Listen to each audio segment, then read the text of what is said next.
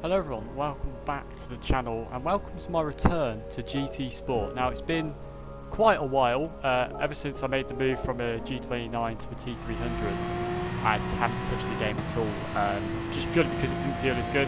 The force feedback was a bit dodgy, it just didn't feel enjoyable to drive until now. So I've basically put myself in the deep end, daily race B I think it was, around Monza, 4 laps. Yeah, straight back into it with the Porsche 911. Now we're in AS lobby, I think. So yeah, we're quite high up, and the lap time wasn't really promising. I think I had 2 clean laps. They weren't really anything decent, consistent but decent. As you can see on the grid, it puts us P15. So yeah, as you can imagine, in the race we're going to have to send some pretty large dive bombs on the field here, and we're just going to. I think the main thing really that I was looking for was to try and get through the field of other people killing each other, and Monza is the perfect place for that. Turn 1, yeah, I was at this point thinking I'm going to brake really early, just make sure I get through, hopefully gain a few positions. Obviously with it being a rolling start, it's not as bad, but yeah, we go to the countdown now and try and get into that Corvette slipstream as early as possible. We've got just one poor bloke behind us, the BWT Mercedes. I think he was still quite close to our time, so I was a bit wary of where he was, but yeah, just focusing on the cars ahead. Obviously trying to keep with that Corvette in the slipstream. Corvette's quite quick on the straight, I didn't realise. It was spotting the 150 brake marker board.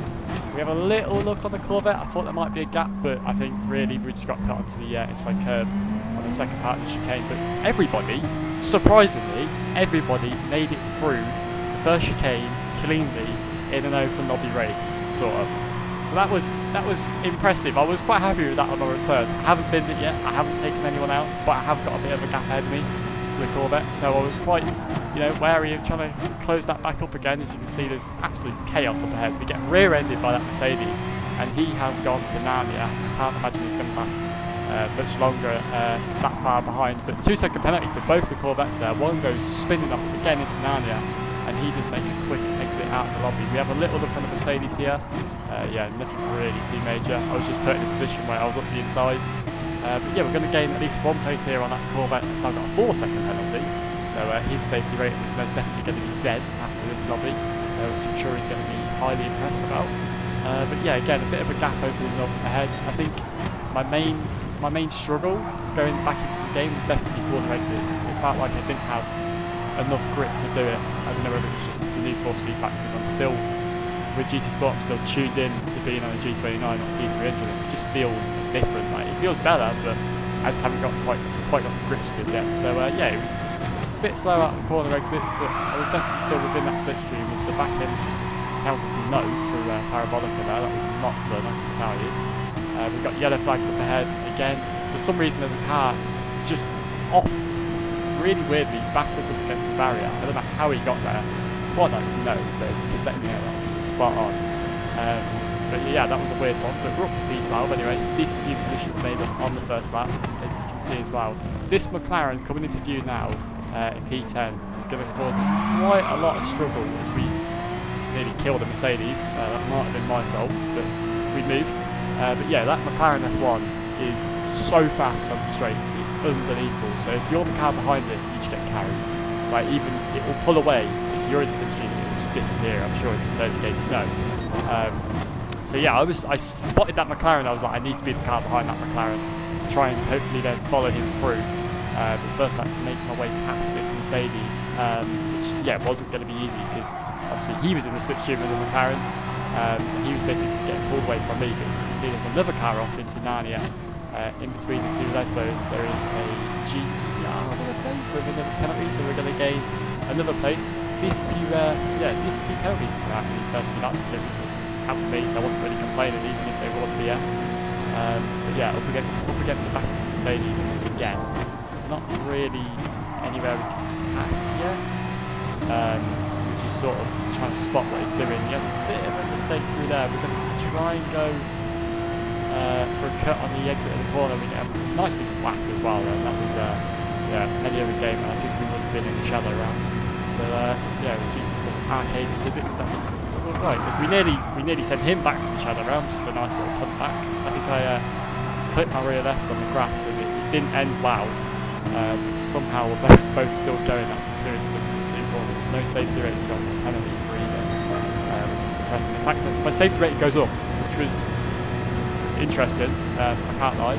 But yeah, through that little battle as well, you can see that McLaren just disappearing down the straight. So I knew that I needed to get past this Mercedes, try and gain up towards the McLaren again. I tried to outbrake that Mercedes there as well, but he wasn't having any of it. There's a massive slide out of the corner. I don't know how he's still in the straight line. It's quite impressive.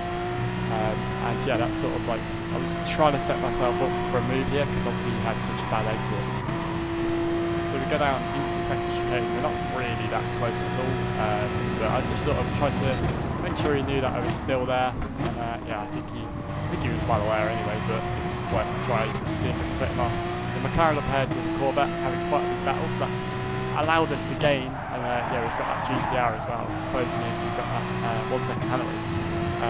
So yeah, we've just got to be wary of him. He was all over the curb there when I looked back, and how again he's still going. And I'm pretty sure when I look back again, he isn't going. In fact, he's in the wall. So that's one less problem. We don't have to look back, we just look forward. And yeah, now we're in basically a massive monster slipstream train, which, I mean, it never really ends well, but it's worth a try to try and get a few moves here. See, they're going side by side through a Ascari. I see the move, go for it, Ayrton Senna style. If there is a gap, I'm most certainly going to take it. And I'm past that Mercedes, and now I'm in the prime position, up behind the McLaren, in that slipstream. So you can see, even in the slipstream, right, he's got the slipstream with the Corvette.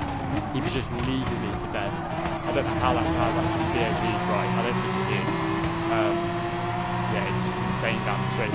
I would have thought probably one of the fastest cars on this daily race. So yeah, he's now going to try and get past the Corvette. I was going to try and sit with him, see if I could just slip past this Corvette. But yeah, he's going to cut in front, make sure I don't get past, which is fair enough. Having a good moment that. Tried to outbrake him, didn't work. He's still in that slipstream. He now goes for a move. There was a car stopped. I don't know why. I think he went deep into turn 1, went through the escape road, didn't work. It resets you. So now we're up to P9. Now this is where it gets proper tasty in this race because we've done three decent laps. Most of our moves have been made through penalties, people going off, stuff like that. But yeah, you can see the McLaren ahead now, going down the inside of the Corvette. I'm just going to sit behind, and that McLaren's just left him for dead. We got a bit of a hit from Mercedes as well there. He's now going to try and have a move, so we're 2 by 2 pretty much here. I didn't realise that the Mercedes was there properly, and I think he taps the wall a bit. That might have been my fault, so sorry about that. But still, the Corvette and the McLaren are side by side again. Corvette's slow through Lesbo 2. We're now going to try and make a move to him for a Ascari, but he's still in that McLaren slipstream, so there's literally no chance of us getting past. The Mercedes still close behind as well after digesting the inside wall. But yeah, now we've just got to focus on getting the best run out of Ascari possible. See, there's 2 cars now on the exit of Ascari. When I look back at the replay, they basically grappled each other into the corner, and that's 2 positions for us. So we could, in theory, get P5 out of this if the Corvette makes a move on the McLaren, which I was sort of hoping that it was. It just goes straight down the inside, taps the McLaren a little bit, and we see a tiny little gap again, Ayrton Senna style. We've got P6, we're up against side by side with the Corvette, and you can see now even the McLaren behind is getting 3 wide over the line. And that was quite possibly one of the best moves and closest finishes I've ever had in this game. First race back, straight back into that. I was very happy with that.